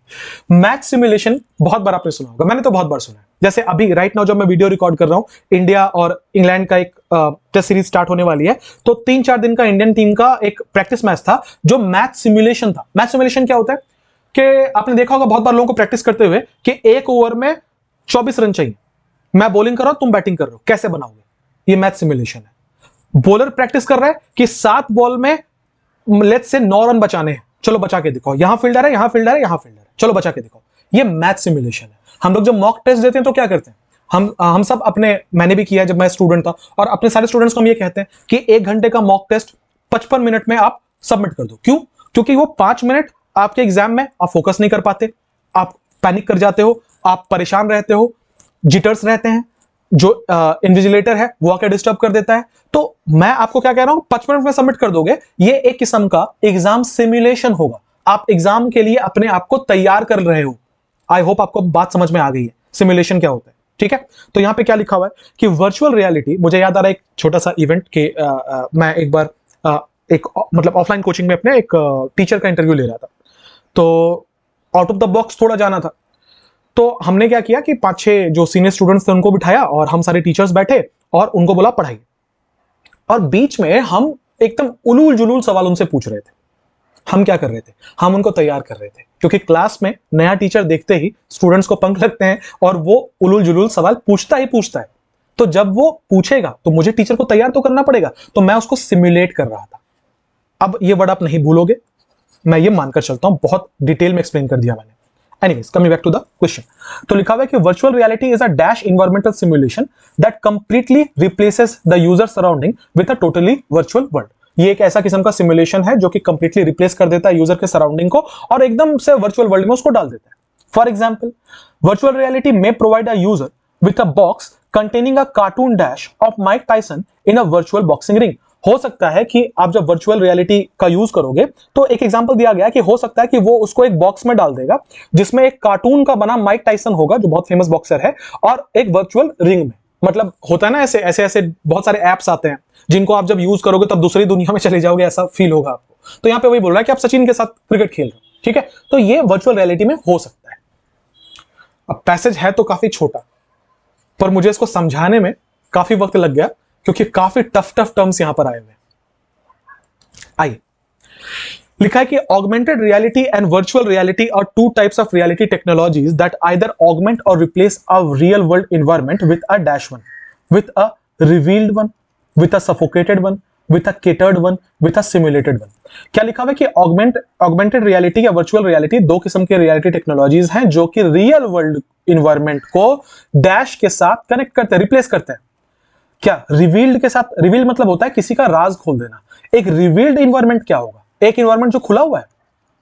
सफोकेटेड एक ऐसा इन्वायरमेंट जिसमें दम घुट रहा है। तो कह रहा है कि ऑगमेंटेड रियलिटी और वर्चुअल रियलिटी ऐसी टेक्नोलॉजीज हैं जो कि रियल वर्ल्ड को घुटते हुए वर्ल्ड के साथ कनेक्ट कर देती है। क्या सेंस है भाई इसका? केटर्ड मतलब परोसे हुए दुनिया, केटरिंग करते हैं ना, खाना परोसते हैं ना, उसको केटर करना कहते हैं। तो क्या वो पड़ोसी भी दुनिया के साथ कनेक्ट करते हैं? कोई सेंस नहीं है। एक सिमुलेटेड दुनिया के साथ, अभी मैंने इतना लंबा चौड़ा आपको सिमुलेशन का एग्जांपल दिया। जब आप चीजों को अपने हिसाब से तैयार करते हैं, जरूरत के हिसाब से तैयार करते हैं, तो वही तो है ऑगमेंटेड रियलिटी और वर्चुअल रियलिटी। जो मैंने लेंस का एग्जांपल दिया, अपने हिसाब से वो सिमुलेट कर रहा है सिचुएशन की, अगर इस चेहरे का व्यक्ति ये चश्मा पहनेगा तो कैसा लगेगा। तो सिमुलेटेड बिल्कुल करेक्ट आंसर है। आगे बढ़ेंगे। In augmented reality a virtual environment coexist dash, coexist along, coexist with, coexist beyond, coexist behind. मजा आ गया, बहुत आसान ऑप्शन है इसका। कोएग्जिस्ट अपने बाद हमेशा विथ लेता है, फिक्स प्रीपोजिशन है, तो एक तो बहुत मतलब बच्चों वाला सवाल पूछ दिया इसने, मजा आ गया। आगे बढ़ते हैं। Actual world to be instructive and offer more data about the real world that a user can access without having to search. When a handset, जब एक हैंडसेट जो है वो पॉइंट किया जाता है एक piece of malfunctioning dash के सामने, तो ये एक एआर जो है ना वो बता देता है इसको ठीक कैसे करना है। तो मैल फंक्शनिंग क्या, मैल फंक्शन का मतलब होता है जो ठीक से काम नहीं कर रहा। आमतौर पर मैल फंक्शन वर्ड जो है ये टेक्नोलॉजी के साथ यूज किया जाता है या ये इक्विपमेंट्स के साथ यूज किया जाता है, मशीन के साथ यूज किया जाता है। I a piece of malfunctioning equipment, जब एक हैंडसेट को एक खराब इक्विपमेंट के तरफ मतलब पॉइंट किया जाए तो वो बता देता है इसको ठीक कैसे करना है। ये तो ठीक लग रहा है। When a handset is pointed at a malfunctioning baggage, baggage मतलब होता है सामान, लगेज को बैगेज कहते हैं। तो मैल फंक्शनिंग, मेरा सामान जो काम नहीं कर रहा, मैल फंक्शनिंग बैगेज क्या होगा भाई? गलत है। आर्सेनल, आर्सेनल कहते हैं हथियारों के झुंड को। जब हथियार ना चले तो एआर बता देता है उसको ठीक कैसे करना है। कंटेक्स्ट नहीं है इस बात का। अगला आउटफिट, कपड़ा, एक ऐसा कपड़ा जो खराब हो चुका है, मैल फंक्शन कर रहा है। मैल फंक्शन मशीन के लिए यूज किया जाता है। तो आंसर क्या होगा? इक्विपमेंट। कि जब एक मैल फंक्शनिंग इक्विपमेंट है, एग्जांपल के लिए आप जब उसके तरफ एक हैंडसेट को पॉइंट करोगे तो वो बता देगा इसको ठीक कैसे करना है। Virtual reality is a dash environmental simulation that completely replaces the user surrounding with a totally virtual world.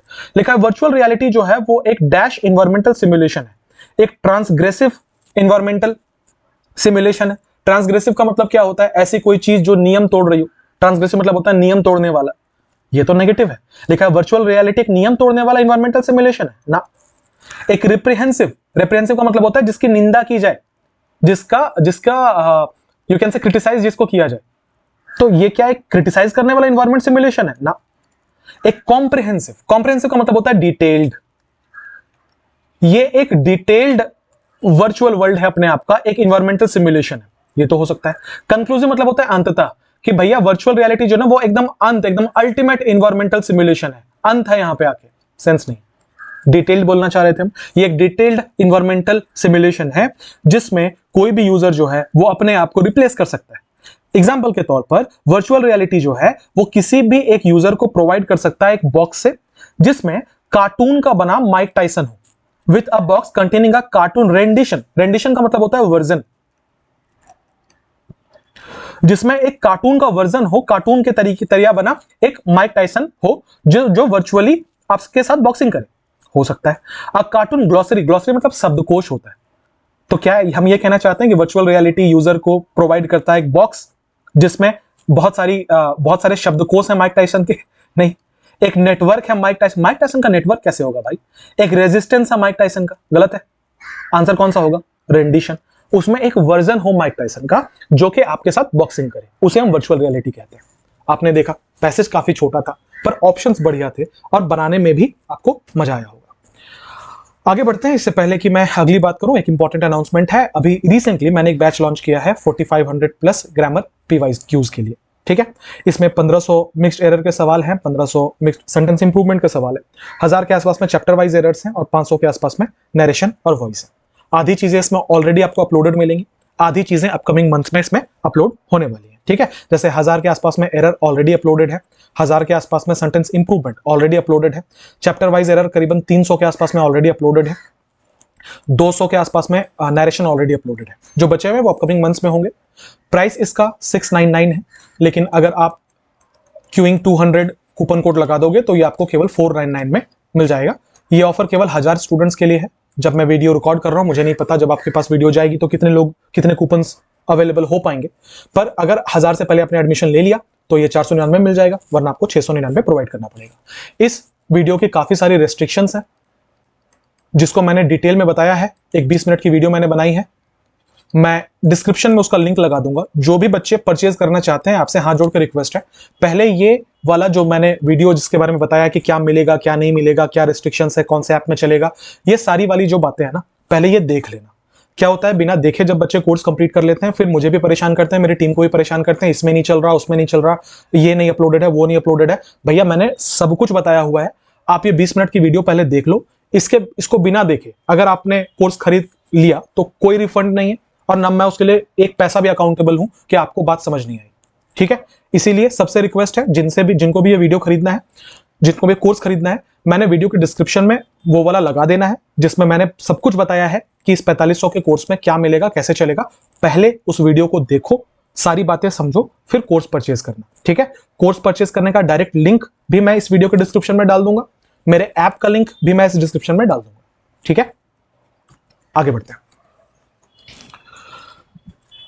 अगला पैसेज है, फिर से देख लो एक बार, 21, 22, 23, इधर है 24 और 25। पॉज करके पढ़ लो एक बार, मैं जरा पानी पी लूं, बना लो जल्दी से।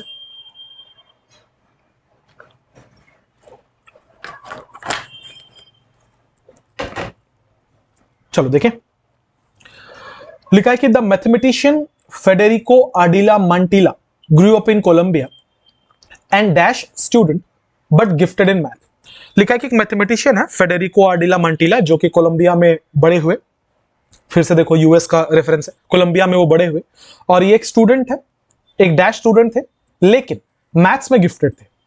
He was failing most of his classes at high schools in Bogota when someone dashed him to apply to MIT. वो बहुत सारे सब्जेक्ट्स में वो फेल कर रहे थे, मोस्टली फेल ही कर रहे थे वो अपने स्कूल में, बोगोटा नाम की शायद जगह है वहां पर, जब इनको किसी ने डैश किया कि तुम MIT में क्यों नहीं अप्लाई कर देते। He had not heard of the school. To his surprise, he got in and he went on scholarship. उसने नाम भी नहीं सुना था MIT का, लेकिन उसे बहुत आश्चर्य हुआ जब उसका एडमिशन हो गया और स्कॉलरशिप पे वो वहां चला गया। Mathematically he did well, mathematics चूंकि उसका अच्छा था, हमने पहले सुना है, तो मैथमेटिकली उसने अच्छा किया। One of his professors, an acid tongued theoretician known to dash his audience to a herd of cows, routinely tugged open math problems into homework assignments without telling the students। ठीक है, क्या लिखा हुआ है कि वहां पे एक इसके प्रोफेसर थे। एसिड टंग का मतलब है कि जिनकी जुबान बहुत खराब थी, स्टूडेंट्स को बहुत घटिया तरीके से ट्रीट करते थे, बोलते बहुत घटिया तरीके से थे। तो एक एसिड टंग थियोरेटिशियन थे जो अपने ऑडियंस को गाय की तरह ट्रीट करते थे, मतलब मवेशी की तरह ट्रीट करते थे, ठीक है। और वो हमेशा उनकी आदत थी कि वो ऐसे मैथ्स के सवाल देते थे जिसका सोल्यूशन आएगा ही नहीं, ठीक है, और स्टूडेंट्स को बताते भी नहीं थे कि ये इसका आंसर नहीं आएगा, वो बस होमवर्क में दे दिया कि ट्राई करके आना। These had never been solved by anyone. अब वो जानबूझकर ऐसे क्वेश्चन देते थे जिसका कोई जवाब आएगा ही नहीं। आडिला सॉल्व वन, आडिला भाई जीनियस आदमी था मैथ्स का, उसने इसे सॉल्व कर दिया। He went on to receive his bachelor's and PhD in math from MIT. आगे चल के उसने अपना बैचलर भी किया, PhD भी किया मैथ्स में MIT से। But his academic experience was also one of isolation. लेकिन ऐसा नहीं था कि जब उसने हम कह रहे हैं कि उसने मास्टर्स कर लिया, PhD कर लिया, तो ऐसा नहीं था कि सब कुछ एकदम मेरी था। उसका जो एकेडमिक एक्सपीरियंस था ना, वो भी आइसोलेशन से भरा हुआ था, मतलब अकेलेपन से भरा हुआ था। Part of it had to do with his own dash, उसका कुछ हिस्सा उसकी वजह से हुआ था। Part of it was cultural, कुछ कल्चर का भी दोष था, लोग घुलते मिलते नहीं होंगे शायद। As a Latino he was very much in the minority in the department and he did not feel comfortable in American mathematical spaces. चूंकि वो कोलंबिया से आया था, वो एक लैटिन व्यक्ति था, और वहां पे बहुत कम ऐसे लोग थे जो लैटिन ओरिजिन के थे, इसके वजह से वो हमेशा माइनॉरिटी में रहते थे। और वो जो अमेरिकन मैथमेटिकल स्पेस था, जो टीचर्स का जो गेट टुगेदर था, उसमें ये बहुत कंफर्टेबल महसूस नहीं करते थे। No one had tried to explicitly dash him yet he felt alone. किसी ने ऐसे खुल के कभी उसको डैश नहीं किया, लेकिन फिर भी उसे बहुत अकेलापन फील होता था। In math, collaborating with others opens up new kinds of learning and thinking, but in his 9 years at MIT, Adila worked with others only twice. Maths में ऐसा माना जाता है कि दूसरों के साथ मिलकर काम करने से बहुत सारी चीजें सीखने को मिलती हैं, बहुत सारा चीज सोचने पे आप मजबूर हो जाते हैं, लेकिन अपने 9 इयर्स के करियर में MIT में आडिला ने केवल 2 बार किसी और के साथ काम किया था, अदरवाइज वो अकेला अकेला रहता था। देखो फिर से ये अमेरिकन सोसाइटी के ऊपर है, तो आप रिलेट नहीं कर पाओगे तो टफ लगेगा आपको। हमें IIT की आदत है, यहाँ MIT लिखा है। आई फिलअप करते हैं। लिखा है the mathematician Federico Ardila Mantilla grew up in Colombia and dash student. अच्छा, एन है, इसका मतलब यहाँ पे कोई वावेल से स्टार्ट होना चाहिए। इंडिफरेंट, अपोलोजेटिक, एप्रीहेंसिव, एक्सीलेंट, चारों के चारों वावेल है। क्या फिलअप होगा देखते हैं। बट गिफ्टेड इन मैथ, फिर से देखो यहाँ पे बट लिखा हुआ है ना, आज की वीडियो में बताया कि बट का मतलब होता है 2 कॉन्ट्रास्टिंग चीजें जुड़ेंगी, तो भैया ये आगे जो लिखा है वो तो पॉजिटिव बात है कि वो मैथ्स में गिफ्टेड था। इसका मतलब ये पहले वाला स्टेटमेंट कुछ नेगेटिव होना चाहिए। इसका मतलब यहां पे हम जो भी फिलअप करेंगे वो नेगेटिव कॉनोटेशन का होना चाहिए। आई लिखा था mathematician Federico Ardila Mantilla grew up in Colombia and dash student and indifferent, negative है। अपोलोजेटिक, अपोलोजेटिक का मतलब होता है कि हमेशा माफी मांगता चलता है। वो एक ऐसा स्टूडेंट था जो हमेशा माफी मांगता चलता था। इसका कोई कंटेक्स्ट है हमारे पैसेज में? हम किसी व्यक्ति के बारे में बात कर रहे हैं जो समझदार है कि बेवकूफ है, माफी मांगता चलता है, का कंटेक्स्ट कहां से आ गया? और दूसरी लाइन में लिखा हुआ है कि वो ज्यादा करके चीजों में फेल करता था। इसका मतलब पढ़ाई से रिलेटेड बात है, अपोलोजेटिक बात नहीं है। एन एप्रीहेंसिव स्टूडेंट, एप्रीहेंसिव का मतलब होता है कि जब आप किसी चीज के ऊपर बहुत डाउट करते हैं, बहुत सिनिक होते हो, बहुत शक्की स्टूडेंट था ये, कोई कंटेक्स्ट नहीं। एक्सीलेंट स्टूडेंट, ये तो पॉजिटिव हो जाएगा, नहीं हो सकता। आंसर कौन सा? इनडिफरेंट। इनडिफरेंट का मतलब होता है जिस व्यक्ति को किसी चीज से फर्क नहीं पड़ता। वो एक ऐसा स्टूडेंट था कि बहुत अच्छा परेड है स्कूल में, मुझे फर्क नहीं पड़ता, स्पोर्ट्स डे है मुझे फर्क नहीं पड़ता, वैलेंटाइन डे मुझे फर्क नहीं पड़ता, है ना। वो एक ऐसा स्टूडेंट था जो अलग थलग रहता था, उसको किसी चीज से कुछ फर्क नहीं पड़ता था, लेकिन मैथ्स में बहुत गिफ्टेड था। सेंस बिल्कुल सही बैठ रहा है, आगे बढ़ेंगे। वो ज्यादा करके अपने क्लास में फेल करता था लेकिन बगोटा में, लेकिन उसे किसी ने डैश किया कि तुम MIT के लिए अप्लाई करो। उसे किसी ने डिसुएड किया।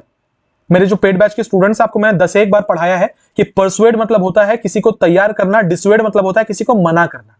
तो डिसुएड का मतलब क्या हो जाएगा? मना करना। तो मीनिंग क्या बनेगा कि उसे किसी ने मना किया कि अप्लाई कर दो MIT में। मना कैसे करेगा भाई? उसे कोई ये सलाह देगा ना कि अप्लाई कर दो MIT में। उसने तो यहां, क्योंकि अगले लाइन में लिखा हुआ, उसको उसने तो नाम भी नहीं सुना स्कूल का, मतलब कोई थर्ड पर्सन आकर उसे कह रहा है कि अप्लाई कर दो, तो डिसुएड तो नहीं हो सकता। लिखा है कि when someone removed him to apply, remove के बाद फ्रॉम होता है, और हटाया, रिमूव मतलब होता है हटाना, हटाया उसे अप्लाई करने से MIT में, कोई सेंस नहीं। समवन सजेस्टेड हिम, किसी ने उसे सजेस्ट किया कि अप्लाई कर दो MIT में, ये सही लग रहा है। समवन डिस्पिरिटेड हिम, वो करना चाहता था पर किसी ने उसे उसकी हिम्मत तोड़ दी। डिस्पिरिट का मतलब होता है आत्मा तोड़ देना, कोई सेंस है? आंसर क्या होगा? सजेस्टेड। तो क्या बनेगा कि जब किसी ने उसे सजेस्ट किया कि तुम अप्लाई कर दो MIT में, ठीक है, उसने उस स्कूल का नाम भी नहीं सुना था। अब उसे बड़ा सरप्राइज हुआ जब उसे स्कॉलरशिप भी मिल गया, मैथमेटिकली उसने अच्छा किया।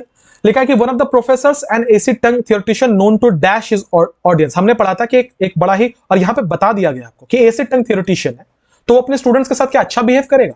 नहीं, यहां पे कोई नेगेटिव वर्ड होना चाहिए ना। आइए, मलाइन का मतलब होता है किसी की बेइज्जती करना, तो वो हमेशा अपने स्टूडेंट्स की बेइज्जती करता था कि तुम तो गाय हो, बैल हो। ये तो ठीक लग रहा है। वो अपने स्टूडेंट्स को स्ट्रैंगुलेट करते थे। स्ट्रैंगुलेट का मतलब होता है गला घोंट देना। ये तो लिटरली मारने की बात हो जाएगी भाई, कि अपने स्टूडेंट का गला घोंट देता था। नहीं, is known to compare his students to. अब देखो यहां पे आपको कंटेक्स्ट में कंपेयर बिल्कुल अच्छा लगेगा, लेकिन आपको ये पता है कि कंपेयर के साथ विथ लगना चाहिए, इज कंपेयर्ड विथ समवन, है ना, तो ये तो नहीं हो सकता। आगे बढ़ेंगे। He is known to differentiate his audience to herd of cows. लिखा है कि वो जो है, वो उनका ऐसा मानना था कि वो अपने स्टूडेंट्स को डिफरेंशिएट करते थे कि भैया तुम तो एक नंबर के बैल हो, राइट। एक सेकंड रुक जाओ यार, मैं कुछ गलती बोल रहा हूं क्या? ये 23 में कंपेयर ठीक लग रहा है, कंपेयर के बाद तो टू लगता है। एक सेकंड, ठीक है, कंपेयर के बाद तो टू लगता है। एनीवेज, तो वो क्या कर रहे थे, ये वाला ऑप्शन अभी भी है, ठीक है, कंपेयर के बाद टू लगता है। मैंने बोल गया विथ, फिर मुझे डाउट हुआ कि विथ तो नहीं, कंपेयर तो टू लेता ही है, ये तो सही लग रहा है, ठीक है। एनीवेज, आगे बढ़ते हैं। टू डिफरेंशिएट हिज स्टूडेंट, देखो डिफरेंशिएट के साथ तो विथ लगता है, यहां पे तो टू लगा हुआ था, तो ये तो आंसर नहीं। अब आंसर है या तो मलाइन की बेइज्जती करते, या तो वो कंपेयर। ऑब्वियसली यहां पे क्या बोला जा रहा था कि वो अपने ऑडियंस को किसी के साथ कंपेयर करते हैं। किसके साथ कंपेयर करते हैं? हर्ड ऑफ काउज के साथ कंपेयर करते हैं। मैंने क्यों सोचा कि कंपेयर हो सकता है, क्योंकि मलाइन अपने बाद टू नहीं लेता, तो मुझे लग रहा था अगर मैं कंपेयर ऑप्शन में यहां से हटा रहा हूं, डिफरेंशिएट है नहीं, तो मलाइन के साथ तो टू नहीं लगता, फिर तो चारों में से कोई आंसर नहीं है। फिर मुझे याद है कंपेयर के साथ तो टू लगता ही है, बिल्कुल ये गलत है। आंसर कौन सा होगा? Option number 3। क्लियर है क्या? आगे बढ़े। कहां थे हम लोग? But his academic experience was also one of isolation. लेकिन उसका जो एकेडमिक एक्सपीरियंस था वो भी आइसोलेशन से भरा हुआ था। मतलब ऐसा नहीं था कि वो इतना जीनियस हो गया और PhD वगैरह कर लिया तो लोग उससे घुलते मिलते थे। वो आइसोलेशन में रहता था, फिर भी उसका कुछ हिस्सा उसकी अपनी डैश थी। क्या था? उसकी अपनी क्वांटिफिकेशन थी। क्वांटिफाई का मतलब होता है किसी चीज को आप नंबर वगैरह किसी चीज का असेस करो। अगर मैं क्वांटिफाई करूं किसी फिगर को, जैसे मान लो मैंने कहा कि बहुत रिजल्ट्स हुए मेरे पढ़ाने से, किसी ने बोला बहुत मतलब कितना, मैंने बोला 100 रिजल्ट्स हुए, तो मैं क्वांटिफाई कर रहा हूं उस चीज को। तो लिखा हुआ है कि वो इसका जो एक हिस्सा था वो इसलिए था क्योंकि वो अपने आप को क्वांटिफाई करता था, अपना संख्या बताता था। नहीं, सेंस नहीं। वो अपने आप को इंट्रोवर्जन करता था। इंट्रोवर्जन का मतलब है कि वो अपने आप को इंट्रोवर्ट रखता था। Part of it was because he was introvert. वो अपने आप का मोलेस्टेशन करता था, अपने आप का छेड़छाड़ करता था, कोई सेंस नहीं। अपने आप की जांच पड़ताल करता था, कोई सेंस नहीं। एक ही वर्ड है, वो इंट्रोवर्ट था। वो अपने आप का इंट्रोवर्जन करता था, मतलब वो अकेला रहता था। इसके लिए सिर्फ समाज जिम्मेदार नहीं है, इसका एक हिस्से के लिए वो भी जिम्मेदार है क्योंकि वो लोगों से घुलता मिलता ही नहीं था, इंट्रोवर्ट की तरह रहता था। आगे कुछ थोड़ा कल्चर भी था क्योंकि लैटिन लोग कम थे। No one had tried to explicitly dash him yet. Yet का मतलब होता है फिर भी। Yet he felt alone. ठीक है, येट का मतलब होता है कि दो चीजें आप जो यहां कनेक्ट कर रहे हो ना, ये दोनों चीजें उल्टी होनी चाहिए, विपरीत होनी चाहिए। क्या लिखा हुआ है कि फिर भी वो अकेला फील करता था, कोई भी उससे जानबूझकर डैश नहीं करता था, फिर भी वो अकेला फील करता था। मतलब यहां तो ऐसा सेंस होना चाहिए कि कोई भी उसे जानबूझकर अकेला फील नहीं करवाता था, लेकिन फिर भी वो अकेले फील करता था। तो यहां पे क्या लिखा हुआ है, no one had tried to explicitly fabricate him. Fabricate मतलब होता है कहानी गढ़ना, कोई भी जानबूझकर उसके लिए कहानी नहीं गढ़ता था, सेंस नहीं है। स्ट्रेटिफाई मतलब होता है बिछाना, लेयर्स बिछाना, टू फॉर्म लेयर्स, कोई भी उसके लिए लेयर्स नहीं बिछाता था, लेकिन वो अकेला, फिर भी वो अकेला फील करता था, कोई सेंस नहीं है। कोई भी उसे इनकॉर्पोरेट, इनकॉर्पोरेट का मतलब होता है इंक्लूड करना, बात समझना। यहां अगर हम इनकॉर्पोरेट को आंसर करेंगे तो पता है मीनिंग क्या होगा, कोई भी उसे जानबूझकर इंक्लूड नहीं करता था, फिर भी वो अकेला फील करता था। फिर तो ये सेंटेंस का सेंस ही नहीं बना। अगर कोई भी उसे जानबूझकर इंक्लूड नहीं करता था तो उसे फील करना ही चाहिए था, फिर यहां येट क्या कर रहा है। येट का मतलब होता है फिर भी, कि यहां जो हुआ उसके रिजल्ट के बावजूद वो अकेला फील कर रहा था, तो ये भी नहीं होगा। एक्सक्लूड हो सकता है क्या, कि no one had tried to explicitly exclude him, किसी ने उसे ये नहीं कहा कि हमारे साथ मत बैठो, जानबूझकर वो किसी ने उसे एक्सक्लूड नहीं किया, फिर भी वो हमेशा अकेला फील करता था। इसका सेंस है ना बिल्कुल। तो आंसर कौन सा होगा, ऑप्शन नंबर 4। मैंने इस वीडियो में 25 बढ़िया वाले सवाल कराए आपको 5 क्लोज टेस्ट के थ्रू। अब आपकी ड्यूटी ये बनती है कि आप मुझे ये बताओ कि 25 में से पहले कितना करेक्ट किया आपने। दूसरा, क्या आप चाहते हो कि आगे मैं ऐसे और टफ वाले जो क्वेश्चंस हैं प्रीवियस ईयर के, मैं उनके सॉल्यूशंस लेकर आऊं। अगर चाहते हो तो मुझे कमेंट बॉक्स में बता देना। फिर से रिक्वेस्ट है, चैनल पे अगर नए हो तो चैनल को सब्सक्राइब जरूर कर लेना, अगर पुराने हो तो इसे शेयर भी कर देना। और फिर से रिक्वेस्ट है, जो लोग भी 4500 प्लस ग्रामर पीवाईक्यूज कोर्स में एनरोल करना चाहते हो, पहला जल्दी कर लेना, फिर डिस्काउंट नहीं मिल पाएगा। दूसरा, पहले वीडियो देख लेना, मैंने जो जो बातें बताई हैं अगर सबसे अग्री करते हो तो ही कोर्स में एनरोल करना। मिलेंगे अगले वीडियो में, अपना बहुत बहुत ध्यान रखिए, पढ़ाई करते रहिए। Have a nice day everyone, thank you for being with me.